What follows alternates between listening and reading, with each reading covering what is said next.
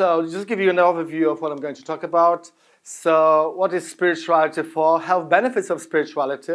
What is spiritual Feng Shui for? Benefits of spiritual Feng Shui. Top tips for spiritual Feng Shui. How to enlighten your home and workplace. And the last question will be, what is the ultimate spiritual Feng Shui for? And if there's time, there will be time for Q&A.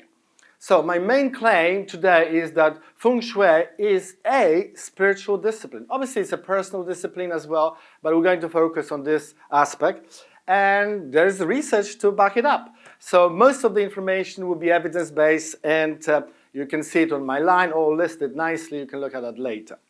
So what is spirituality for? So let's start with the definition of spirituality, so on the same page. So spirituality is defined as connection to bigger life, peace of mind, and care, compassion, or love. And all the other disciplines like religion, spirituality, transpersonal psychology, philosophy, physics, quantum physics, and obviously Feng Shui has this kind of connection and is about peace of mind and ultimately is about love and care and compassion.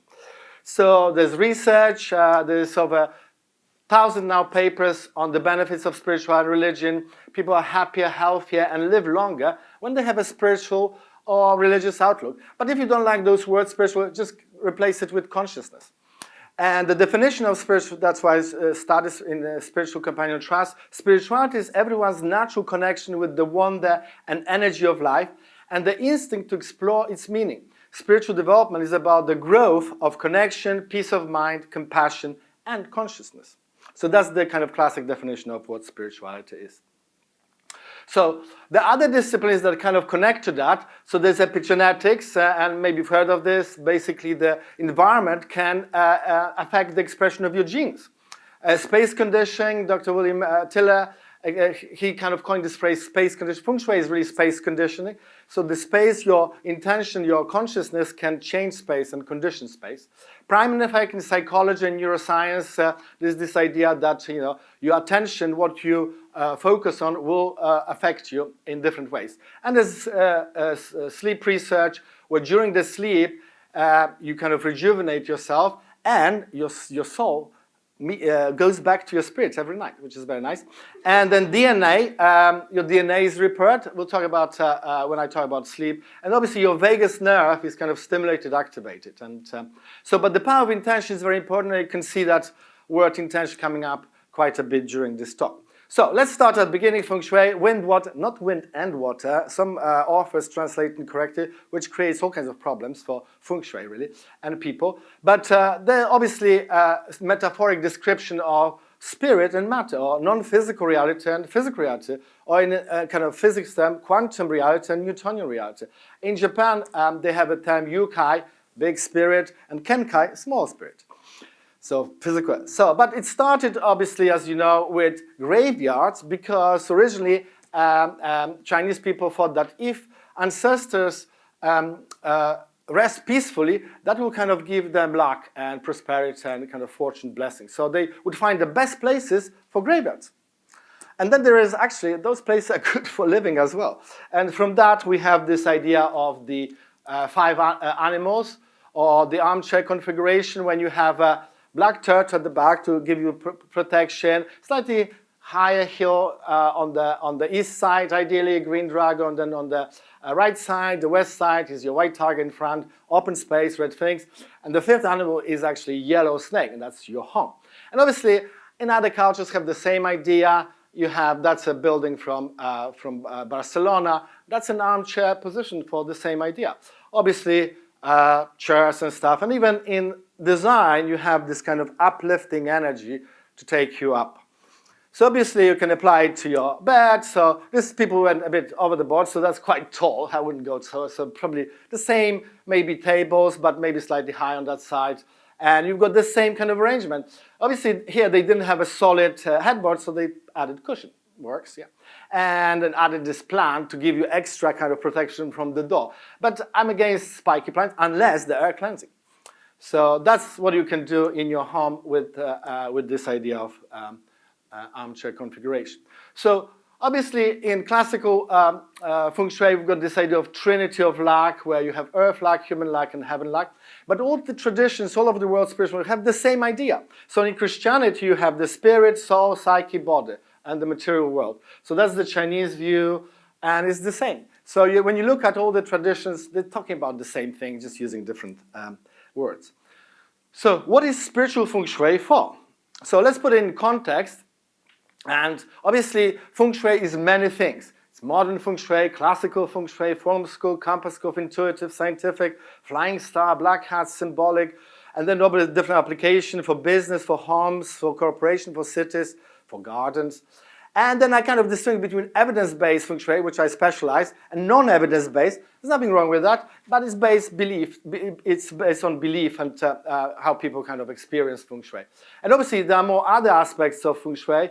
I see Feng Shui as a kind of multifaceted, multidimensional framework. Yeah? So we've got geopathic stress, electrosmog, sick building sin, placebo, rituals, epigenetics, semiotics, and so on. But obviously, we're going to focus today on spirit. And I put A because there'll be other spiritual traditions. It's not just my tradition or my kind of look, but there will be other things evolving. But this is the first talk on the Feng Shui Society's conference about spiritual Feng Shui. So I'm pleased to present that. And obviously, the bigger the view of Feng Shui you have, the better, because you're not going to fall for this conundrum where these blind men follow only one sense. They can try to figure out a piece of reality, and they sing bits, yeah? So the bigger the view of Feng Shui you have, the better Feng Shui work for you, but also for your clients if you're a consultant. So what is spiritual Feng Shui for? So got a list of 8 items. Connection, as we said, connect to your larger life, to nature. Peace of mind, you're creating a safe, relaxed, healthy, kind of stress-free home. Very important. Care and compassion, you create a home with the soul. Yeah? Energy, obviously, that's a key concept in Feng Shui, which they call it Qi or Qi. In other cultures, prana, physics, charge, or plasma. If you're into Star Wars, the Force, or just life force. Yeah. So obviously, it will give you clarity because you're going to use different models of Feng Shui, like bagua, yin yang, 5 elements that kind of clarify what's happening in your environment and where you are. And focus, symbols, images, metaphors will help you to anchor those changes. Feng Shui is really 2 things, intention and ritual. And obviously empowerment, is, one of the best definitions of Feng Shui is physical affirmation. You're doing something with a positive intention. So it kind of brings that positivity and it's life affirming. And obviously spiritual development will give you more self-reflection, more consciousness, more awareness. And hopefully you're going to transcend yourself. You go beyond yourself to another realm. So let's go for the tips for spiritual Feng Shui. So you all have spiritual homes, and there are lots of aspects that you're not aware that's spiritual. So let me enlighten you. But you need to have some eyes to see what I'm going to talk about. So can you see this landscape? 2 horses, 1 rider. But can you see other things here? What do you see? Faces. Yeah. If you're not seeing faces, here they are. 13 faces. So you said not so before maybe it's not that you were not seeing, you were not recognizing. So like I point eye, mouth, that's a big face, and we can agree looks like a face, yeah. And suddenly you recognize. It's not like you didn't see it, you just didn't recognize. So you need new spiritual eyes. Marcel Proust said the real voyage of discovery consists not in seeking new landscapes, but in having new spiritual eyes. That's my addition. Yeah? So you can look at your environment from that perspective. So obviously, light and color is spiritual, has a frequency, has a vibration, can be measured, and it changes the mood, it affects you in different ways. So obviously with LED lights now, you can have any colors you want. It's amazing. This is the door from Gina Lazenby's house, so she put a little crystal on the door. Fantastic. So you can put a crystal in the window. Why not here as well? And actually in her place, it works very well. I'm not really against candle as such, but I'm against the pollution that they create. So, if you buy this little gadget to measure the pollution, it's quite high. You'll be so shocked how much they pollute. So, from time to time, if you have a party or whatever, it's not a big deal. But I've been to homes where people use candles all the time, and the pollution level that high. So it's not good.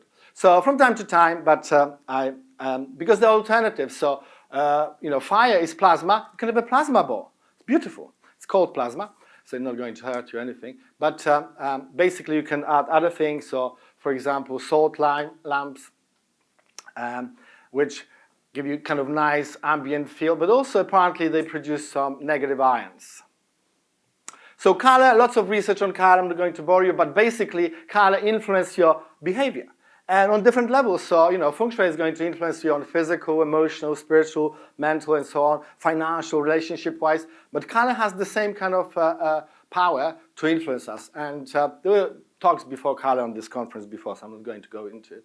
But just a quick reminder, the color is kind of culture-specific and a metaphor, so in different cultures, they have different association with like funerals, for example. So, just remember that some cultures have an opposite kind of view. It's complementary, but opposite in a way.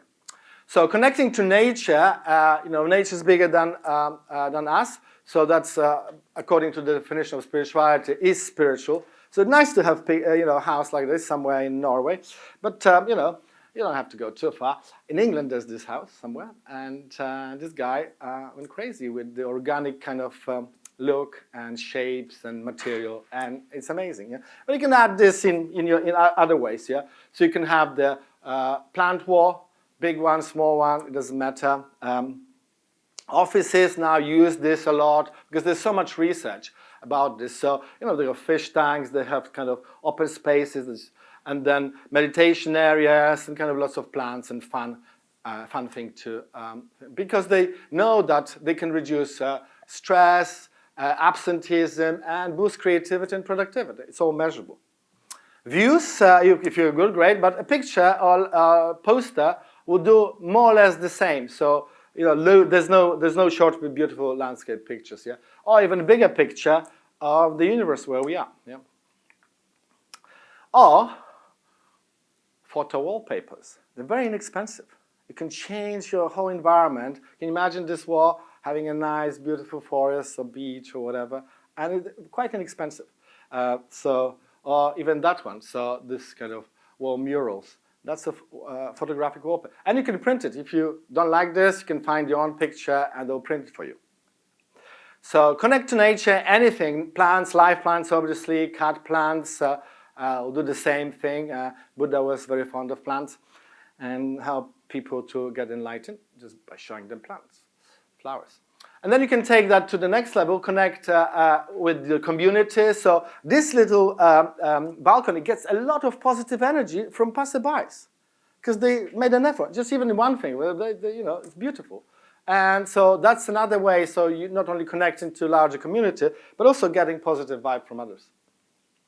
So obviously lots of research on the effect of windows in hospitals. So, people who are in hospitals and by the window, they recover quicker, they're healthier, and so on. So obviously, not best can be by the window, but pictures. They start using posters and live kind of streams of nature with the same positive effect. So there's a name for that. It's called biophilia. Lots of research of use of pictures of nature trigger endorphin effect, lower blood pressure, boost the brain's attention, accelerate patient's recovery. So lots of recent writes called biophilic design. And I think we had one talk at one of the conference maybe. So plants, obviously, any plants, but air cleansing plants. I live in London, and unfortunately, there is not great. So, but also they kind of in office environment, they boost, promote creativity, efficiency, reduce stress, and in good. And this is a Indian money plant, and also air cleansing at the same time. So if you kind of low maintenance plants, air plants, they take moisture, water from the air, and they're very easy to grow. So beautiful, you can get any of these very easily. And then I mentioned negative ions, so I promote ionizers, especially if you're in a polluted area. Obviously, air purifiers, and that's the only plant that produces negative ions. There's no other plant that produces negative, just ferns. And then I mentioned earlier the salt lamps might produce some negative ions. And then let's talk about the most important thing, deep sleep for your soul.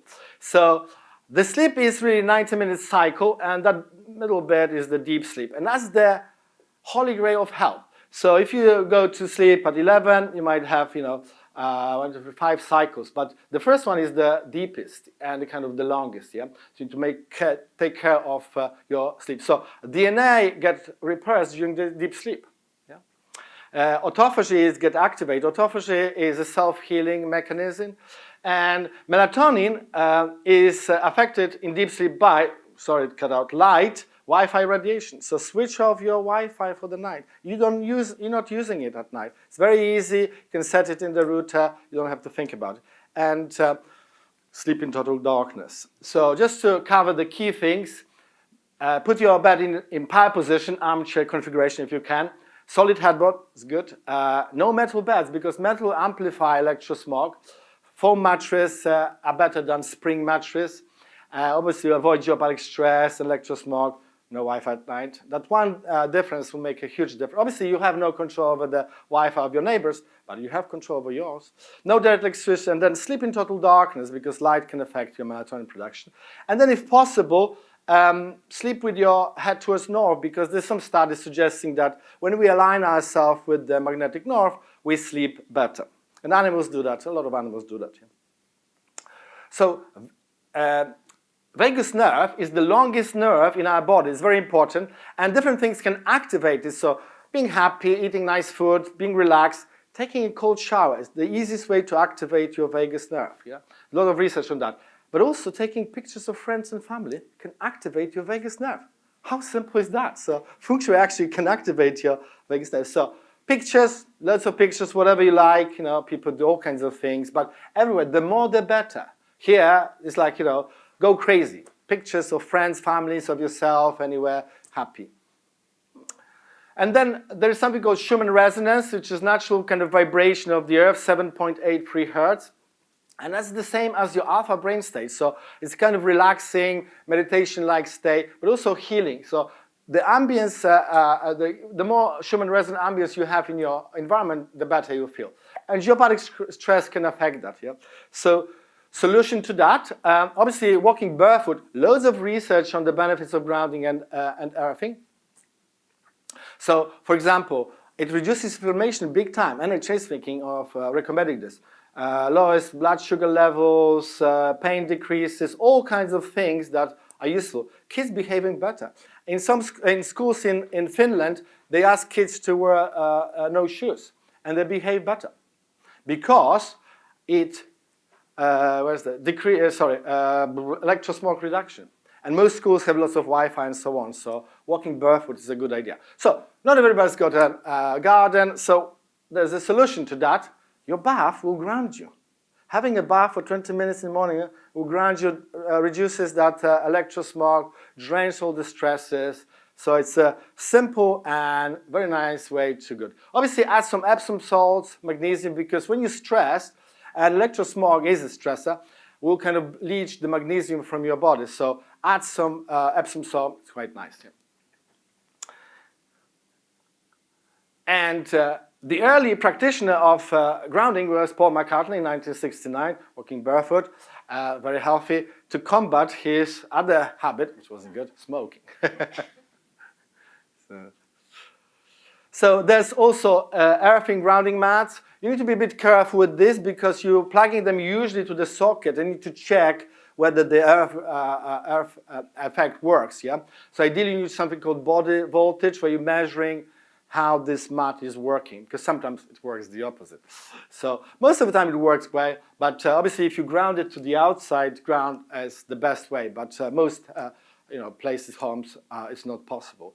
So that's another way of kind of reducing electrosmog that kind of flows through your body. I've developed this idea of Schumann resonance generators. I've got this here actually.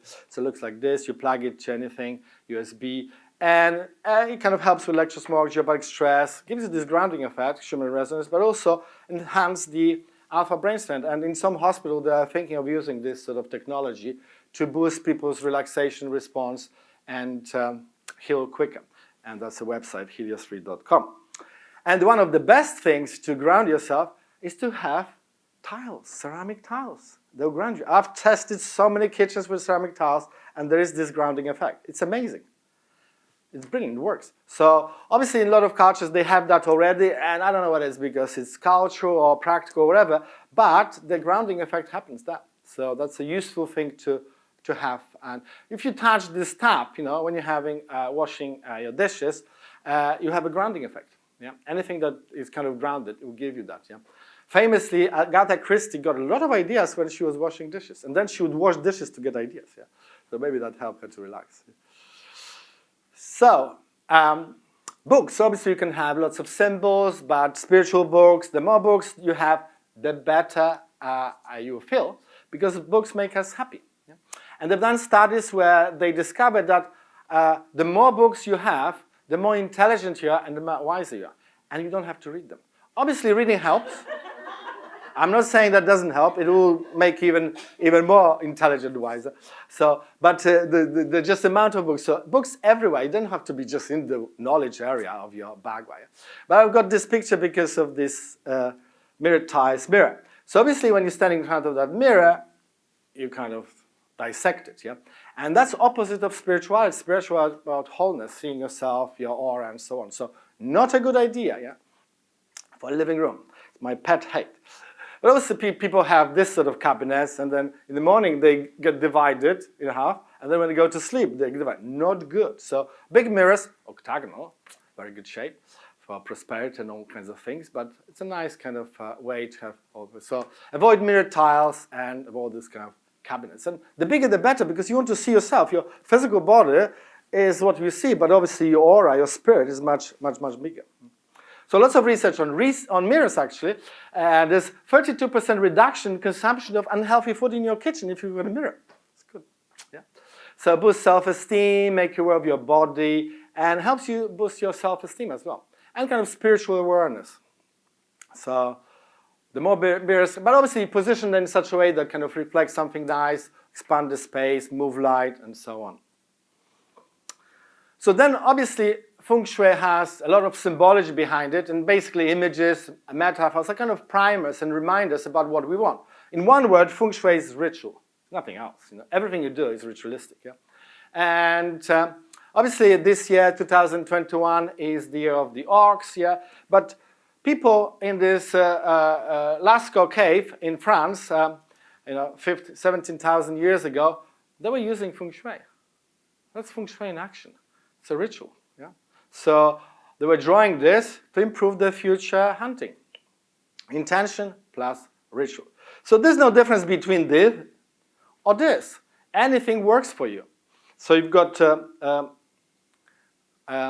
koi cups. I've got a picture of koi cups. I found this very fine. So, I mean, I recommend fish tanks and fish points, but it's maintenance. I low maintenance. So I got this 3D. You got a nice 3D effects over there. You can look at it closer. Beautiful carps and the Feng Shui fish. Yeah, obviously money plants, crystals, anything you like would work. You know, so it's up to you really. Obviously, if it resonates with you, it will work better. But ultimately, any ritual, anything will work with the right intention. So behind that, there's something called priming in neuroscience. It says that when our brains are cued or primed or anchored for something, we are more likely to find it, notice it, and engage it. Yeah? So this is an Italian coffee. I took a picture somewhere in Italy, and they put a little cross there. Yeah? So that's in Italy, it's a normal thing. You've got saints, you know, Madonnas everywhere. And I don't know what it meant to that person. I didn't ask yet, but that's part of the culture and means something. And it's okay. Maybe some other culture might be not appropriate, but it's a primer. So maybe it's for protection, maybe for something else. We don't know. So a couple of more examples from my home. So I've been collecting all kinds of things. So like a nice church in Copenhagen. That's my favorite saint, Saint Giuseppe de Cupertino. He used to levitate. And more saints by the doors. So like, you know, Evil Eye and Ganesh, all kinds of fun things. And so about the tankas. And that's my little altar. So kind of fun things. Sacred. I know it's a candle, but I only light it once a year for special reasons, don't light it all the time. And kind of nature and things, more saints, more sort of fun things, and kind of fun things. Yeah. So Niels Bohr famously said, "I understand that Feng Shui works whether you believe in it or not. So it doesn't matter what you do. Obviously, if you plug into rituals or kind of intervention that most people use, then the morphic field of that ritual will be much stronger than just when you invent your own. Yeah? But it doesn't matter. It's your intention that counts. Yeah?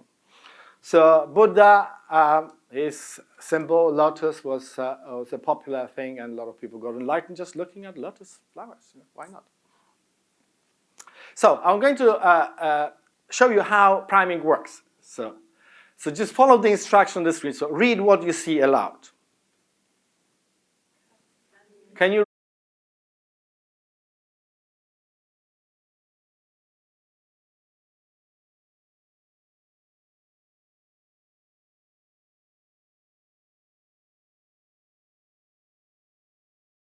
Dreaming. I prime you with reading. I got you. So obviously there's both, but so another example. So it takes about 10 seconds to fold a piece of paper. You can do it later. So just fold it, yeah. And then I fold it. And look how quickly, with my eyes closed, I can fold it. Because I primed this piece of paper. That's how learning works, that's how your brain works, that's how Feng Shui works. You prime your home with different things. Consciously and unconsciously, they'll prime you back. So, we've got yin and yang, divergence and convergence. So, divergence is kind of dispersing, like the layout of these chairs is very divergent. If we got closer, we more convergent. Or one, yeah. So, obviously we're living in square houses most of the time. So adding more convergent shape will give you more of that spiritual vibe, yeah, if you like. Yeah. So I stayed in this house, amazing. 3 hours sleep in this little round cottage made completely of natural things. Is like 7.5 hours somewhere else. Yeah, it's amazing. Yeah, and in the past, about 30% of our ancestors lived in round dwellings. Yeah. So add kind of curves, add shapes that are kind of more natural. So there's lots of examples of that. So this is from Holland, and they made settlements like this in a round shape. If you go to Italy, you can see those round houses. So that's enough. Any other shapes, anything round, so the more, the better, actually. So you can look at just go through your home and just count how many square things you have and how many round things you have. And then you see your yin and yang balance. You know? So obviously you know this quote, we shape our buildings, thereafter they shape us. Or we prime our buildings and after they prime us, you know, if you want the scientific explanation of that. So they've done this interesting study, made up name, Buba and Kiki, asked people to match them. So most people do that. Kiki kind of spiky. Then they went next level, love and hate. Guess how they go? Yeah, obviously, yeah. Most people do that. Hate is kind of spiky. And then if you don't know Spanish, you might fall for that. It's not this because audio is hate in Spanish. So add more round things and playful things. So Van Gogh said life is probably round. So balloons, how difficult it is to add some balloons? I mean, kids love them. Huh? They know what play is. A kind of a doormat with little dots. Yeah, play is an antidote for uncertainty. And obviously, at this time on this planet, we live in kind of radically uncertain times. So the more playfulness you add, and in Hinduism, lila is divine plane or bliss. So it's a nice kind of thing to it. And also circular shapes kind of come together, according to this quote, kind of unite opposites. So it's a good idea to have as many shapes that are kind of fun and round. So some examples, gardens, Vesica piscis, a very sacred shape, mind and body, body and spirit, and you can add that in your garden. Obviously it's nice to add some water, so you can choose round water features as opposed to square. And nowadays, low maintenance, solar panel, and this is kind of for your home, a small one. So, and this one got some light. So you can look at the bagua, the one of the Feng Shui models, through spiritual eyes. So you can start with the beginning. What is my life path and my life purpose? Yeah. You can go to family. What is my spiritual family? Who was I before my parents were born? It's a spiritual question. Oh, how can I connect more to grace and be more lucky, just to get more prosperity? Or ultimately, who am I? You answer that question, I promise you, most of your personal problems and issues will disappear like a dream. So you can look at bagua from a spiritual point. Obviously, the most spiritual part, it's all spiritual, but number 1, number 9 are more kind of this spiritual dimension. So this bagua, and I kind of distinguish between 3 types of bagua. So there's classical campus bagua, then the free-gate bagua, and then the virtual kind of spiritual bagua. So how do you distinguish between which one to use? So obviously the campus bagua, you answer this question, I'm in the world. So the physical reality affects me. The campus directions affect me. Yeah? But free-gate though, the world is in me because I'm bringing the energy into the space. Yeah, it depends on the door, depends on me. Yeah, and then virtual, spiritual one, I'm beyond both. I can use both. I don't have to use any of this. It will still work. So it's up to you. So the different levels of choice, and some people like this and it works fine. But then they usually go to this and they go to that. Yeah, so that was my journey. So am I in the world? Choose this. Is the world in me? Choose this. But if you want to go beyond both, go to that one, which is kind of absolute empowerment, because then you're free. You're free to do whatever you want, and it will work because your intention has kind of a bigger, broader view of life. So, what is the difference? People ask me about this difference between and similarity between interior design, Feng Shui, and spiritual Feng Shui. So, interior design is about one thing, affordance. I'll explain this word in a minute. Feng Shui is about affordance cosmology. And cosmology has some spiritual aspects, no doubt. But spiritual Feng Shui is about affordance, cosmology, and spirituality. So I kind of make it more explicit. Yeah? So affordance is what the environment offers the individual. Yeah? It's a psychological term. So a chair affords sitting. Yeah? So in one word, Feng Shui is about affordance. We'll get to that, what's that. Yeah? So other examples, a lake affords bathing and swimming. A wall affords lineability.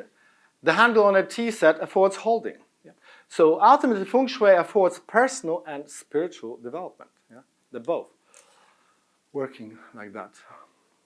So the difference is spirituality. So spiritual Feng Shui is both interior design and Feng Shui and goes beyond it. So, what is ultimately spiritual Feng Shui for? I already used that word, so it's no surprise, no secret.